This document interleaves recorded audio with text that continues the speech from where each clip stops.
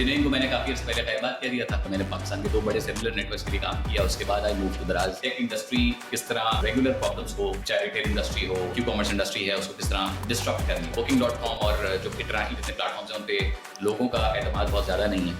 वो for the right reasons जो पाकिस्तान में सर्विस प्रोवाइडर्स हैं, स्टार्टअप्स के लिए एक बड़ी अच्छी जगह हुआ करती थी द नेस्ट आयो। जो पाकिस्तान में एक चीज़ को थोड़ा सा मिसकंसीव किया जाता है कि जो स्टार्टअप है वो किसी भी बिजनेस को आप कह सकते हैं। डॉक्टर साहब आपने रैंट करने का मौका दे दिया मुझे, but I try not to talk much negative. Industry Pakistan में जो हर साल कॉन्स्टेंटली और कंसिस्टेंटली ग्रो कर रही है। सेफ्टी एंड सिक्योरिटी ये एक एडमिनिस्ट्रेटिव मैटर है। दुनिया में जो टूरिज्म की इकोनॉमीज है वो लोकल टूरिस्ट पे नहीं चलती, वो इंटरनेशनल टूरिस्ट। खान साहब ने कुमराट वैली को दुनिया के लिए एक्सपोज करने में बड़ा किरदार अदा किया, बट डेवलपमेंट नहीं हुई वहाँ पे। 5 जजेस सामने बैठे हैं, आपने प्लेस किया और आपके 32 कैमरास उस वक्त रिकॉर्ड कर रहे हैं। That's it. नेट प्रॉफिट पे तो एफबीआर आपको नोटिस भेजता है बिकॉज़ टैक्स को काफी करते हैं। जब मैंने दराज छोड़ी और मैं फुल टाइम आया था तो I took a 70% hair cut on my salary. Hotels and resorts बन रहे हैं तो ये मसला भी काफी हद तक सॉल्व हो रहा है, लेकिन price will remain a challenge. 4800 रुपए का फेयर कराची से इस्लामाबाद का, और आज वो आप कुछ भी कर लें 25, 22, 23 से कम का एक साइड का फेयर आपको नहीं मिलता। ये रूमी एक बहुत ही जबरदस्त एग्जांपल है इसकी। मेरा ख्याल है उन्होंने, जितना मेरा नॉलेज है, उन्होंने को $1 मिलियन रेज किया हुआ है। दे स्टार्टेड विद 2 प्रॉपर्टीज, जो एक इस्लामाबाद में थी और एक बटाकुंडी में थी, और तीसरी उन्होंने मुंजाम गुलमित में शुरू की थी। Now they have 16 properties. माशाल्लाह। बिस्मिल्लाहिर्रहमानिर्रहीम। एक नए एपिसोड के साथ हम आए हैं। पाकिस्तान में आजकल स्टार्टअप्स की भरमार लगी हुई है, बहुत सारे इंक्यूबेशन सेंटर हैं। हम बात करेंगे जी स्टार्टअप्स जो हैं वो सर्वाइव कैसे करती हैं, उनके चैलेंजेस क्या हैं, क्योंकि अक्सर देखा जाता है कि जी पाकिस्तान में इन्फेंट मोर्टेलिटी के सीने के बहुत सारे जो स्टार्टअप स्टार्ट होते हैं और फिर जो है वो कुछ महीनों बाद 1-2 साल बाद जो है वो गायब हो जाते हैं। अब उसके चैलेंजेस कैसे होंगे, लेकिन उन चैलेंजेस को करने के लिए हमारे पास एक सक्सेस स्टोरी है। हमारे पास एक ऐसे इंजीनियर हैं जिन्होंने एक ना सिर्फ कामयाब स्टार्टअप स्टार्ट करी, बल्कि अभी रिसेंटली वो शार्क टैंक में भी गए हैं और माशाल्लाह उन्होंने बहुत सक्सेस हासिल करी है।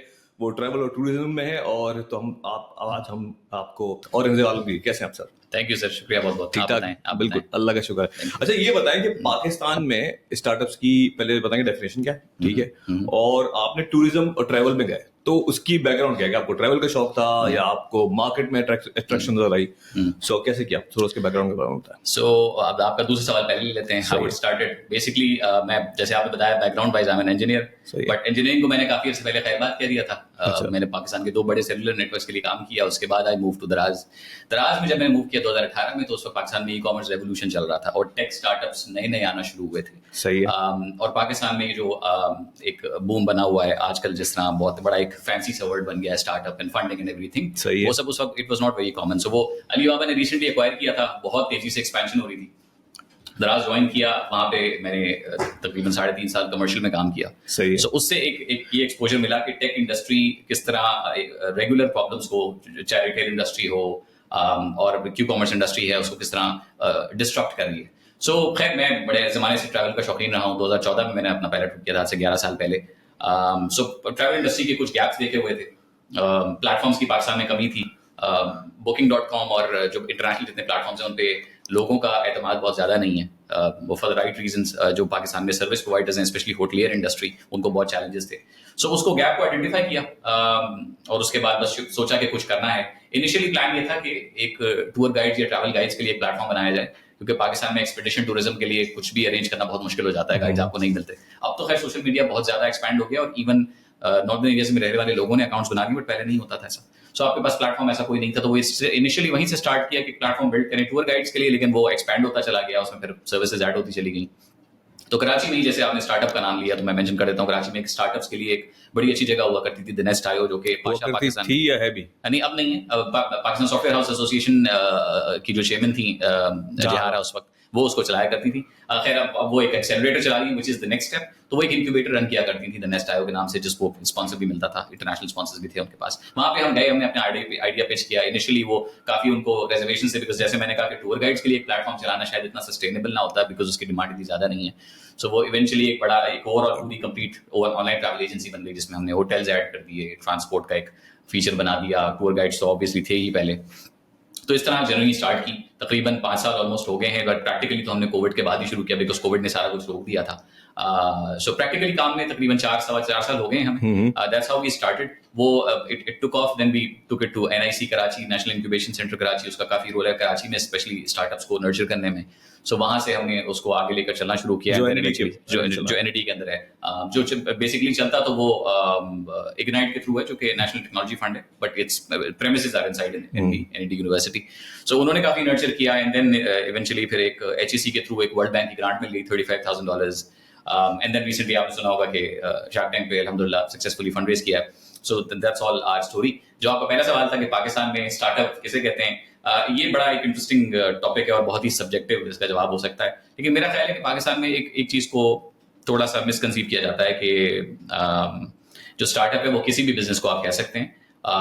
SMEs को भी स्टार्टअप में ले लिया जाता है, जो कि स्मॉल एंड मीडियम एंटरप्राइजेस हैं. अगर आप नंबर वाइज या वॉल्यूम वाइज देखें तो हमारी कंपनी भी अभी तो एक SME में ही फॉलो करती है, but we have the potential to become an startup. That's the difference. So बस स्टार्टअप में ये है कि उसका कस्टमर बेस बहुत ज्यादा हो सकता है, उसका स्केल बहुत बड़ा हो सकता है. जिसमें आप क्रेव मार्ट का नाम ले लीजिए, एक बहुत बड़ा स्टार्टअप है पाकिस्तान में. दराज और बाइकिया तो अब स्टार्टअप लेवल से बहुत आगे जा चुके हैं, because they have a very large number of scaleups हैं. So but Krave Mart is a good example, जिनके पास एक बहुत हाई पोटेंशियल है, बहुत बड़ा एक हाई नंबर ऑफ कस्टमर्स को केटर करने की. यही एक सिंपल सी डेफिनेशन के स्टार्टअप की कि आप टेक के थ्रू, मेनली टेक के थ्रू आप स्केल कैसे कर सकते हैं किसी भी बिजनेस को. एक SME या एक कोई आम बिजनेस जो whether it's a furniture shop और it's a retail shop, that does not fall under startup because उसके पास एक बहुत large number of customers को cater करने का potential नहीं होता. So that's basic difference. But Pakistan में most of the times both of the things are considered the same, but that's not the same. Right. अच्छा, बिजनेस मॉडल के बारे में थोड़ा बताएं. और उसमें बात करूंगा कि जी एंटरप्रेन्योरशिप क्या होती है. You have to identify a problem, right, and then see if you can find a solution for that, right. और उसमें स्टार्टअप की डेफिनेशन आपने बिल्कुल सही बताई कि you can cater lot of customers. लेकिन उसमें अगर आप फंडिंग लेने जाते हैं, कहीं भी जाते हैं, तो एक बड़ा मशहूर जुमला होता है जी आपका टैम क्या है जी, टोटल एक्सेस टू मार्केट, ठीक है ना. तो उसमें बड़ा लोग शेयर करते हैं कि जी एक्सेसिबल मार्केट, ठीक है, एड्रेसेबल मार्केट, और उसकी काफी 3-4 वेरिएशंस है. अगर आप कहीं भी जा रहे हैं, माशाल्लाह आप शार्क टैंक में भी सक्सेसफुल हैं. So how you get around understanding that part कि एड्रेसेबल मार्केट आपकी क्या है और एक्सेस टू मार्केट क्या है. सो पहले आपने पूछा बिजनेस मॉडल के बारे में, तो मैं क्विकली बता देता हूं. Since we are an online travel agency, हम शार्क टैंक में बेसिकली अपना एक रीसेंट फीचर लेके गए थे, जो कि किसी भी लेमैन ट्रैवलर को इनेबल करता है कि वो अपना ट्रैवल एक्सपीरियंस खुद क्रिएट कर सके यूजिंग एन एप्लीकेशन और a website, which is very book hotels, book everything, book very quickly. So वो अगर आप बुकिंग वेबसाइट पे चले जाएं तो आपको सारा बुकिंग का प्रोसेस मैनुअली करना पड़ेगा. एक होटल बुक किया, दूसरा बुक किया, but in our case we have clubbed everything together in one feature.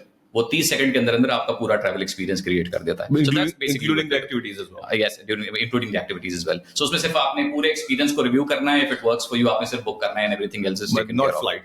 Not flights. और उसकी भी वजह ये कि पाकिस्तान में फ्लाइट्स के लिए बहुत सारी एजेंसीज हैं जो ऑलरेडी ऑपरेट कर रही हैं. That's one स्पेस जिसमें हम फॉरेन से एक्सेल ना कर पाए, but this is one particular domain जिसमें हम पहले से एक्सेल कर रहे थे. सो हमने उसको क्लब कर दिया, आसान कर दिया लोगों के लिए उनके ट्रैवल एक्सपीरियंसेस क्रिएट करना. उसमें obviously there is a commission structure. So वो सिंपल है कि हर ट्रांजैक्शन पे we make some commission. That's the business model. सब बोलते हैं बड़ी इंडस्ट्री है, ये सब है, ठीक है, लेकिन हमेशा से है और रहेगी. अब तो टिकटॉक और सोशल मीडिया, ट्विटर, इंस्टाग्राम की वजह से बहुत, मैं देख रहा हूँ आजकल मशहूर हो रहे हैं, ठीक है. सो ऑन वन हैंड कहा यह जा सकता है कि पोटेंशियल बहुत है. अब जब से सिक्योरिटी की थोड़ी रेपुटेशन अच्छी होती आ रही है, क्रिकेट टीम में भी आ रही है, सब हो रहा है. सो तो अभी आप कैसा देखते हैं, अभी क्या उसको देखते हुए क्या क्या चैलेंजेस हैं आपकी इंडस्ट्री के, अगर आपने अपनी जो टारगेट्स है उसको अचीव करना है, तो उसके लिए आप क्या देखते हैं, मेजर हर्डल्स क्या हो सकते हैं? डॉक्टर साहब आपने रैंट करने का मौका दे दिया मुझे, but I try not to talk much negatives, but challenges बहुत ज्यादा हैं टूरिज्म इंडस्ट्री में. सो और जो बहुत से लोग हैं जो कि टूरिज्म इंडस्ट्री की एक्सपेंशन को देखते हुए, क्योंकि अपेरेंटली ये वो इंडस्ट्री पाकिस्तान में जो हर साल कॉन्स्टेंटली और कंसिस्टेंटली ग्रो कर रही है, तो लोग चाहते हैं इसमें बिजनेस करना भी, और ये एक जबरदस्त अपॉर्चुनिटी भी है. But I don't want to discourage them, but कि काफी सैचुरेटेड स्पेस भी हो गई है. खैर हम अगर बेसिक्स पर आ जाए ना, तो बेसिकली 3-4 पिलर्स हैं जिन पर ये खड़ी हुई है इंडस्ट्री. सबसे पहली चीज, और अनफॉर्चुनेटली उसमें कंट्रोल ज्यादा जो है ना वो एडमिनिस्ट्रेशन के हाथ में. सो पहली चीज हु इज एडमिनिस्ट्रेशन? पाकिस्तान की गवर्नमेंट है, चाहे उसमें पॉलिसी मेकिंग साइड पे आप ले लीजिए या उसकी इंप्लीमेंटेशन साइड पे ले लीजिए. सो फॉर एग्जांपल पहले जैसे आपने अभी मेंशन किया था सिक्योरिटी की बात, तो सेफ्टी एंड सिक्योरिटी ये एक एडमिनिस्ट्रेटिव मैटर है. ये टूरिज्म का सबसे पहला पिलर होता है कि अगर आपने एक्चुअली टूरिज्म लेकर आना है मुल्क के अंदर. पाकिस्तान में लोकल टूरिस्ट की तादाद, जैसे मैंने आपको बताया, 2 करोड़ से ज्यादा है, लेकिन दुनिया में जो टूरिज्म की इकोनॉमीज हैं वो लोकल टूरिस्ट पे नहीं चलती, वो इंटरनेशनल टूरिस्ट पे चलती है. तो उनको लाने के लिए पहली चीज सेफ्टी एंड सिक्योरिटी है, वो एक एडमिनिस्ट्रेटिव मेजर है. दूसरी चीज एक्सेसिबिलिटी एंड इंफ्रास्ट्रक्चर है. अगेन उसमें भी बहुत ज्यादा प्राइवेट एंटिटीज का कोई किरदार नहीं है, उसमें बजट एलोकेशन भी है, उसमें ट्रांसपेरेंसी भी है, और उसमें प्लानिंग का एक बड़ा इंपॉर्टेंट फैक्टर है कि भाई हम किस डेस्टिनेशन को क्या बनाना चाहते हैं। जिसमें आप एग्जांपल दे सकते हैं, सिंस यू मेंशन खान साहब ने कुमराट वैली को दुनिया के लिए एक्सपोज करने में बड़ा किरदार अदा किया, बट डेवलपमेंट नहीं हुई वहां पे। तो लोगों ने कम से कम, लोगों को पता चल गया है कितना बड़ा फिगर जब ऐसी जगह पे जाता है कि ऐसी डेस्टिनेशन पाकिस्तान में मौजूद है, पोटेंशियल है बहुत, लेकिन वहां पे इंफ्रास्ट्रक्चर आज भी नहीं है। It's a very challenging place to go to, but it's a lovely place, apparently it's very popular. So ये इंफ्रास्ट्रक्चर एंड एक्सेसिबिलिटी साइड फिर गवर्नमेंट ने देखनी है। फिर तीसरी चीज आ जाती है फैसिलिटीज की। उसमें चले आप कुछ हद तक कह सकते हैं कि प्राइवेट एंटिटीज का किरदार ज्यादा है।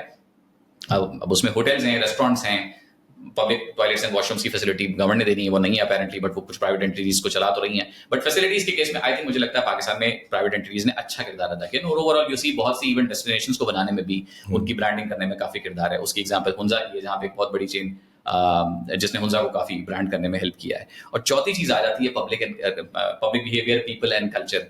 अनफॉर्चुनेटली उसमें भी हम जैसे लोगों का, या जो लोग टूरिज्म इंडस्ट्री से इन्वॉल्व हैं, उनका किरदार बहुत ज्यादा नहीं है। उसमें लोगों का और उनकी लोकल कम्युनिटी की रिस्पॉन्सिबिलिटी बहुत ज्यादा है। बट देन अगेन उसको भी कंट्रोल करना या अवेयरनेस क्रिएट करना, अगेन ये भी एडमिनिस्ट्रेटिव मेजर है। सो उसमें प्राइवेट एंटिटीज के पास कंट्रोल बहुत ही थोड़ा है। बाकी तीन चीजों में बहुत ज्यादा प्लानिंग और एक विजन की बहुत ज्यादा जरूरत है। सो मैं अभी रिसेंटली एक छोटी सी बहुत वीडियो सुन रहा था मोदी साहब की। अब मैं टिपिकली कंपेयर नहीं करता हूँ पाकिस्तान को इंडिया के साथ, बिकॉज अब तो बहुत ही मुख्तलिफ इकोनॉमीज भी हो गई हैं, विजन भी मुख्तलिफ है, number 5 GDP you can't compare, but सबसे ज्यादा इंपॉर्टेंट बात डॉक्टर साहब ये है ना कि मैंडेट का भी बड़ा फर्क है। Mandate, that's the main difference. Yes, the main What made difference. India India Yes, last 12 years? yes, The mandate. It's the mandate. So उनके पास अथॉरिटी भी है, तो वो सोच भी सकते हैं। और फिर उनको जब he is empowered, उनके पास इतनी पावर है कि वो लोगों के लिए कुछ करना चाहें तो कर भी सकते हैं। So वो they think around that. खैर पाकिस्तान में उसकी भी वीकनेसेस अपनी जगह पे हैं, बट जो उनका विजन मुझे नजर आया वो काफी एक पाकिस्तान इंडिया के टूरिज्म के लिए एक बहुत बड़ी बड़ी चीजें सोच रहे हैं, और वो यहीं से बेसिक से शुरू कर रहे हैं। खान साहब ने, जैसे मैंने बताया, कि कुछ स्कर्दू को भी काफी प्रमोट किया है, even through his social media, but that's not enough.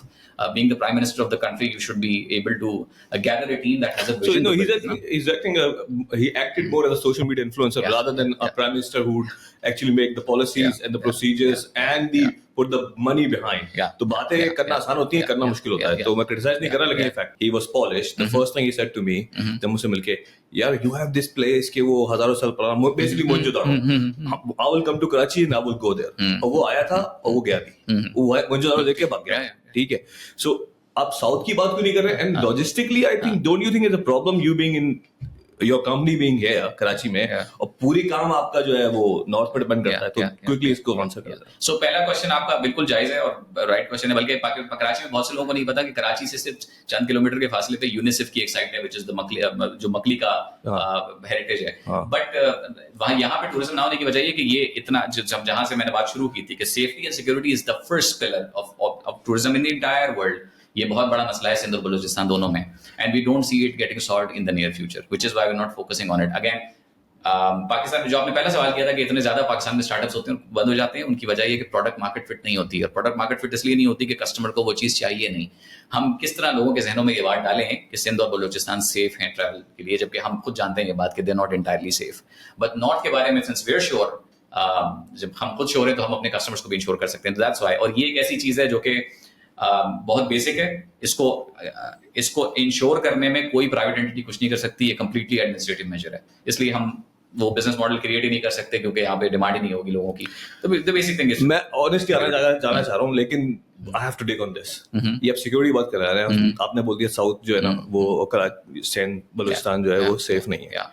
What is unsafe? What is unsafe for a tourist to go in these places? अगर मुझे मोहनजोदाड़ो है, मैं किसी गोरे को लेके जाना है, मैं गया भी हूँ, आ भी गया हूँ, nothing happened. तो आप बार-बार unsafe क्यों बोल रहे हैं? क्या होगा? बस खुल के बोले। I can say it very openly कि पाकिस्तान इधर सिंध साइड पे और बलूचिस्तान साइड पे जो सिक्योरिटी इदारों का रोल है, it's not as clear as it is in maybe Punjab और in the northern areas. नहीं तो रिस्क क्या है? इस सिक्योरिटी का रिस्क क्या है? मैं एक एग्जांपल देता हूं, बंदा गायब हो जाएगा। 2016 में मैंने अपना पहला मोटर बाइक ट्रिप किया था, और मैं केपी से सरहद क्रॉस कर रहा था, केपी और गिलगित बल्तिस्तान की। मुझे रोका गया पुलिस की तरफ से, और मैंने देखा नहीं, मैं आगे बढ़ गया। थोड़ी देर में मुझे रियलाइज हुआ शायद मुझे किसी ने रोका है। मैं बाइक मोड़ के वापस गया, तो उन्होंने पहले तो मुझे ऊपर से नीचे तक देखा, लेकिन मुझसे बहुत इज्जत से बात की कि हमने आपको रोका, आप रुके क्यों नहीं? मैंने उनको बताया कि मैं शायद आपको ठीक से देख नहीं सका। बाद में मुझे रियलाइज हुआ। So that's only behaviour. जब उनको रियलाइज हुआ कि कराची से एक शख्स इस्लामाबाद आया है और मोटर बाइक चलाता हुआ गुजरात तक जा रहा है, तो उन्होंने मुझे एक मेहमान की तरह ट्रीट किया, बिकॉज दे अंडरस्टूड कि यार ये शख्स बेचारा एक टूरिस्ट है। But that challenge is here, because यहाँ जो सिक्योरिटी के इदारे हैं उनमें जो उनकी जो ट्रीटमेंट है लोगों की वो बहुत ही आई वुड से इनअप्रोप्रिएट है। इवन पंजाब में भी इतना बुरा हाल नहीं है सिक्योरिटी का जितना बुरा हाल सिंध में और बलूचिस्तान में। बलूचिस्तान में तो you have to deal with security इदारे डायरेक्टली, जिनका नाम लेना जरूरी नहीं है, बट चलें सिंध में आपको पुलिस मिल जाती है एटलीस्ट। सो जो मैंने पहली बात की थी कि कस्टमर या traveller has to feel being valued and taken care of, वो सेंस नहीं है सर। तो फिर डेफिनेशन को हमें चेंज करना पड़ेगा यहाँ पे। हम सिक्योरिटी कहे जा रहे हैं, actually it's not a security issue. UK Birmingham में आप बुक करना है किसी आपके के पास जाए, वो आपको full end to end ticket, bus, hotel, आपने हुंजा वैली जाना है, कलाम जाना है, माउंटेन जाना है, वो पूरा आपको बुक कर ट्रैवल मिलता है। So end to end package आपने पैसे। तो बेसिकली आप वही कर रहे हैं लेकिन टेक के जरिए करें। So it's become quick. Plus ये कि उसमें अवेयरनेस साइड बहुत ज्यादा है, उसमें अवेयरनेस साइड बहुत ज्यादा है। तो एक एजेंट से आप 50 सवाल करते हैं कि भाई ये क्या है, ये क्या है, ये कैसे होगा, बट वो हमारा प्लेटफॉर्म उनके लिए बहुत आसान कर देता है। सो इवन अगर लोग हमारे प्लेटफॉर्म से बुक भी नहीं करना चाहते, तो उनके पास अवेयरनेस का बड़ा अच्छा एक एज उस पर मिल जाता है कि वो सिर्फ उससे एक ट्रैवल एक्सपीरियंस क्रिएट करके ये दे सकते हैं कि यार यही प्लान है, मैं अगर खुद करना चाहूँ तो ये बहुत सिंपल कर देता है। एक एजेंट वो फैसिलिटी आपको नहीं देता, तो आप समझे एक फ्री किस्म की एडवाइस भी मिल जाती है। मैं खुद मार्केट प्लेस प्लेटफॉर्म चला रहा हूँ, मैं यूज भी करता हूँ, booking.com और Airbnb वगैरह। मेरी मेन प्लेटफॉर्म से रिजर्वेशन ये होती है, basically your marketplace, right, technical experience, hence the platform, ठीक है। आपकी अपनी तो है नहीं कोई, basically you are basically connecting between the provider and the user, जी, कि किसी से कस्टमर सर्विस अच्छी है, ठीक है। कस्टमर मीन्स कि आपने बुक कर लिया, खुदा ना खास्ता कोई मसला हो गया, आप बंदा गया, ड्राइवर टर्न अप नहीं हुआ या होटल की चाबी नहीं मिली, 2-3 दफा हो चुका मेरे साथ, then I don't have the number के जिसका होटल था वहां पे, बंदा ही नहीं था वहां पे। तो अब हम पर कोई चॉइस ही नहीं है, booking.com का जो नंबर है कि अब हम खड़े हैं 2 घंटे, ठीक है ना, bad experience. So how you cater that problem, उसमें तो बोल रहे हैं जी। और आपने तो सिर्फ कस्टमर साइड की बात की डॉक्टर साहब, ये मसला सर्विस प्रोवाइडर साइड पे भी बहुत बड़ा है। आपने किसी कस्टमर ने रूम बुक किया है और वो कस्टमर उस दिन आता नहीं है, लेकिन booking.com को ये बताता है कि मैं गया था लेकिन मुझे कमरा नहीं दिया गया। उसमें क्या होता है कि booking.com बगैर कोई डिस्प्यूट सुने जो होटल लिस्ट हुआ हुआ है उसको बिल बना के भेज देता है कि कस्टमर आया है तो ये पेमेंट हमारी बनती है, आप हमें इतना कमीशन जरा दे दीजिए। बट वो होटल वाला फिर उससे वजन होता है कि भाई मैं किस बात के पैसे दूं, मेरे पास कस्टमर नहीं है। सो वो ये आल्सो दैट्स अनदर चैलेंज। और जो मैंने शुरू में आपसे बात की थी कि जब हमने देखा कि इंटरनेशनल प्लेटफॉर्म्स हैं तो सही पाकिस्तान में, बट उनमें लिस्टिंग्स कम होने की वजह यही है कि लोग इन पर ट्रस्ट नहीं करते फॉर द राइट रीजंस। कोई डिस्प्यूट रेजोल्यूशन के लिए है ही नहीं। और पाकिस्तान में अनफॉर्चुनेटली अगर आपके बिजनेस में से 5% भी डिस्प्यूट्स हैं तो वो एक होटलियर जिसका सीजन ही कुछ 4 महीने 6 महीने का मैक्सिमम है, वो इतने लॉसेस बर्दाश्त नहीं कर सकता। सो आज भी अगर आप देखें पाकिस्तान से जो booking.com की लिस्टिंग्स है उनकी तादाद को 3000 के करीब है, लेकिन अगर आप श्रीलंका या थाईलैंड खोल लें तो श्रीलंका 5 गुना है और थाईलैंड 10 गुना है, जबकि रकबे में तकरीबन पाकिस्तान जितने बराबर ही हैं। सो उसकी वजह यही है कि ट्रस्ट नहीं है। सो हमने क्या किया, हाउ वी स्टार्टेड 2019 में हमने ये एक्टिविटी शुरू कर दी थी। हमने होटल्स को फिजिकली वेरीफाई करना शुरू कर दिया था। सो वी वेंट देयर, एक होटल में जाके ना सिर्फ ये कि उनके ओनर से मिलना, उनका तजर्बा एंड एवरीथिंग डिस्कस करना, द वे दे ऑपरेट उसको फिगर आउट करना, कितने ऑथेंटिक एक्सपीरियंस वहां पे एक ट्रैवलर को मिल सकता है वो फिगर आउट करना, बट ऑल्सो उनकी फोटोग्राफी भी करना। बिकॉज अगर आप होटल्स की तस्वीरें पाकिस्तान में इवन booking.com पे भी देखें, they are not very professional, but we used to provide that service free of cost, ताकि वो भी थोड़े एम्पावर हो एंड देन हम अपने कस्टमर्स को जो दिखा रहे हैं वही दे भी सकें। सो अभी भी प्लेटफॉर्म पे 300 से ज्यादा फिजिकली वेरीफाइड होटल्स हैं जो तकरीबन कोई 75 डेस्टिनेशंस में है पाकिस्तान में, that we have physically covered. So ये एक बड़ा ट्रस्ट का एलिमेंट हमने क्रिएट किया है कि आप जो देख रहे हैं प्लेटफॉर्म पे वो हमारी टीम देख चुकी है ऑलरेडी, हमारी टीम के लिए हुई ये पिक्चर्स हैं। सो जो आप देख रहे हैं आपको एग्जैक्टली वही एक्सपीरियंस मिलेगा।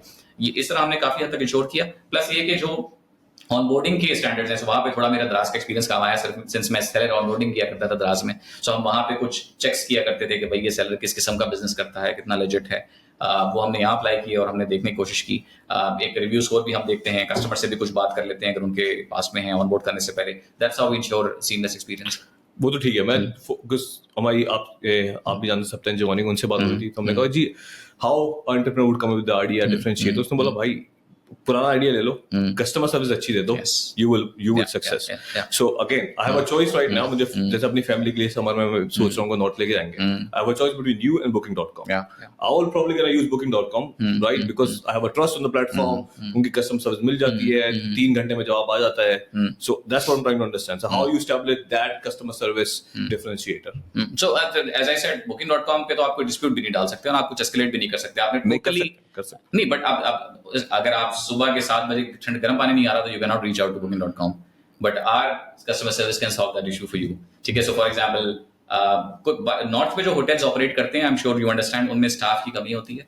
2-3 लोग ही पूरे होटल को चला रहे होते हैं. एंड कभी ओनर अवेलेबल होता है फोन पे, but you don't always get to connect with the owner, या जो बंदा कस्टमर सर्विस को हेड कर रहा है उसको आप कनेक्टेड नहीं हो. Problem will go directly to the supplier, आपके पास नहीं आती. नहीं. सो हमारे पास अगर डायरेक्टली नहीं मिलता आपको कुछ, होटल के थ्रू कोई सर्विस नहीं मिल रही, तो हमारे थ्रू मिल सकती है. Because if we escalated with a higher authority जो कि उसी सर्विस प्रोवाइडर की मौजूद है, तो आपका काम हो जाता है. At least that service is not available through booking.com. आप इस एस्केलेशन को नहीं कर सकते. आप बाद में रिव्यू लिख सकते हैं, आप बाद में रिपोर्ट भी कर सकते हैं booking.com को कि ये मसाइल मेरे साथ हुए, बट उस वक्त आपका एक्सपीरियंस रुइन हो जाता है. That's something that's where we come in. आप अगर we do get these calls at times, सुबह 8 बजे भी कॉल आ जाती है कि यार ये मसला है, and we sort that. So वो, as I said, we are not a services company, but we are doing that for now, since we want to make sure कि यार हमारे पास एट कुछ टाइम बाद इतना एक क्लीन पूल हो service providers का, जिनका हमें पता हो कि यार these are the people that provide absolutely seamless service, जिनमें हमें करना ही नहीं पड़ेगा ये काम. सो वो we are going through that phase, but अल्हम्दुलिल्लाह we have already identified a lot of service providers. जैसे मैंने मेंशन किया 300 से ज्यादा होटल्स अभी भी प्लेटफॉर्म पे, उसमें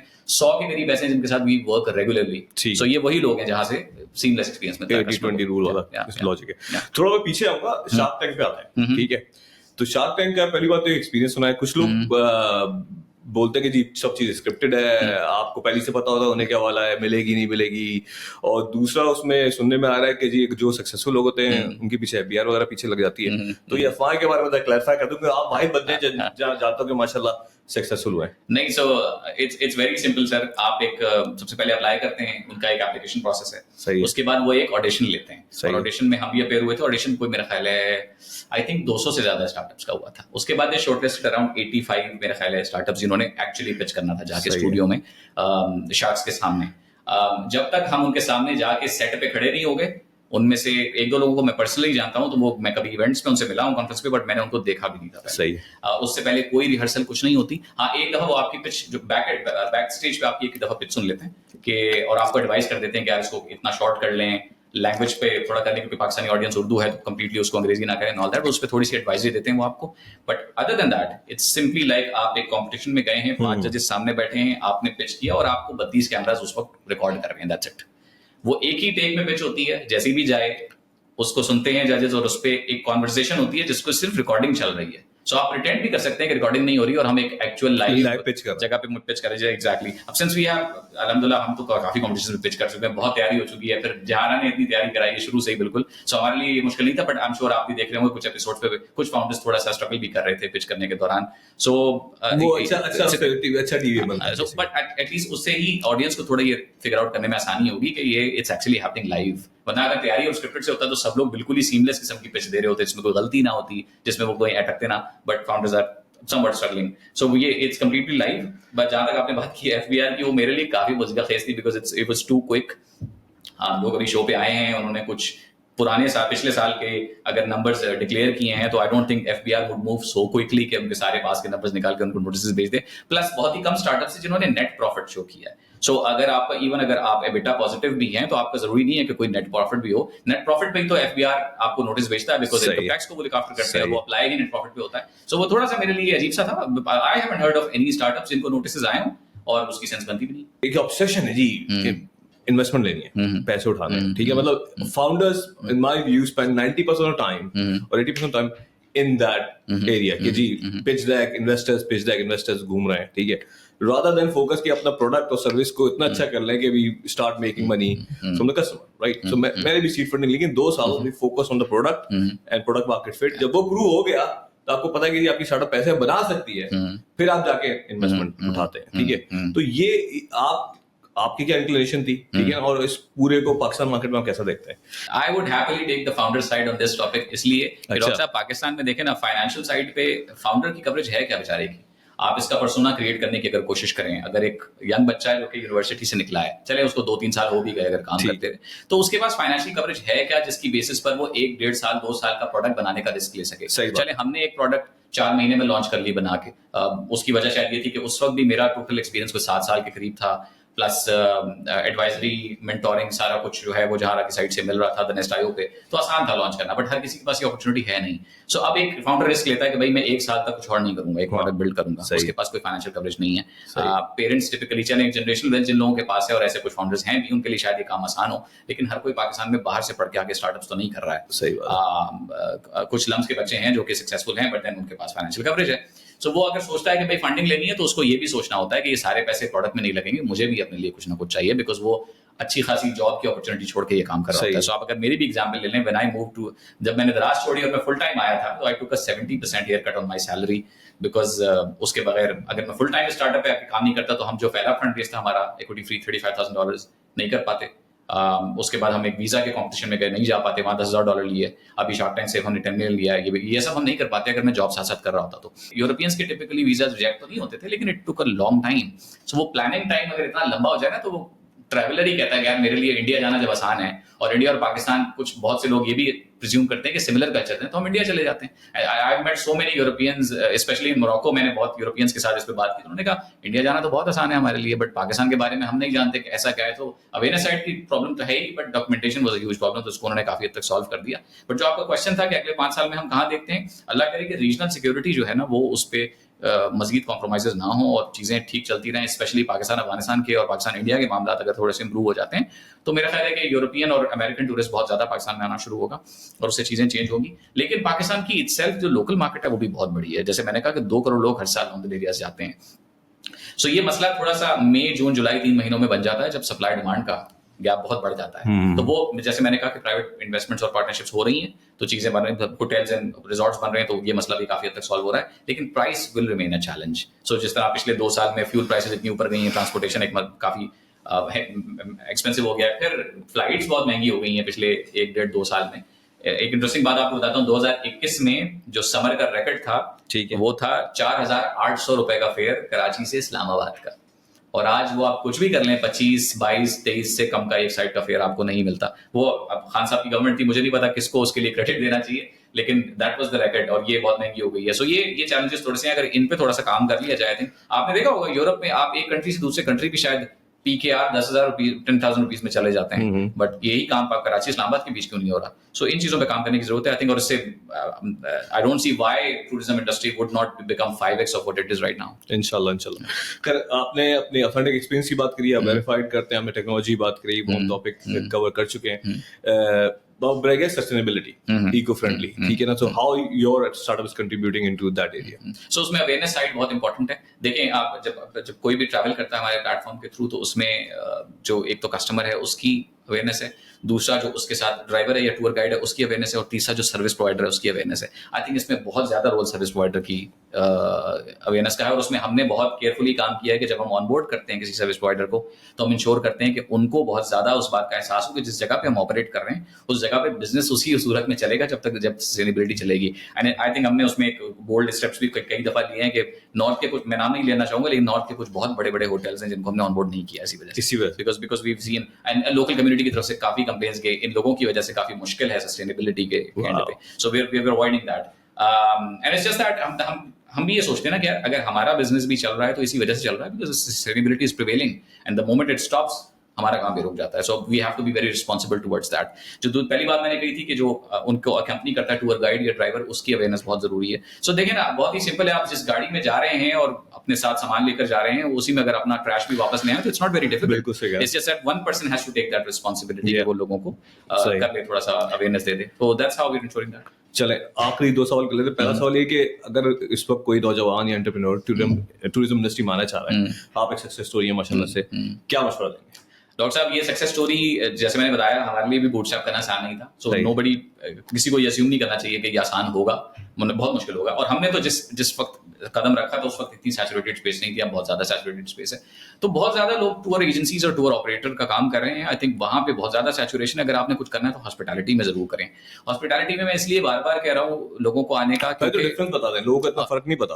उर्दू में बता जरूर। हाँ, सो अगर आप समझते हैं हॉस्पिटैलिटी और टूरिज्म सेम चीज है, नहीं है। सो अगर आप एक टूर ऑपरेटर बन जाते हैं और शहरों से लोगों को लेकर और नॉर्दर्न एरियाज के ट्रिप्स कराना शुरू कर देते हैं, मैं आपको फ्रैंकली बताऊं तो ये आपके लिए ज्यादा मुश्किल होगा, बिकॉज आपको कस्टमर गैदर करना बहुत ही मुश्किल हो जाएगा आपके लिए। और फिक्स डिपार्चर इकोनॉमी जो फिक्स टूर्स होते हैं वो बहुत ही कम हो गए हैं इस वक्त ना।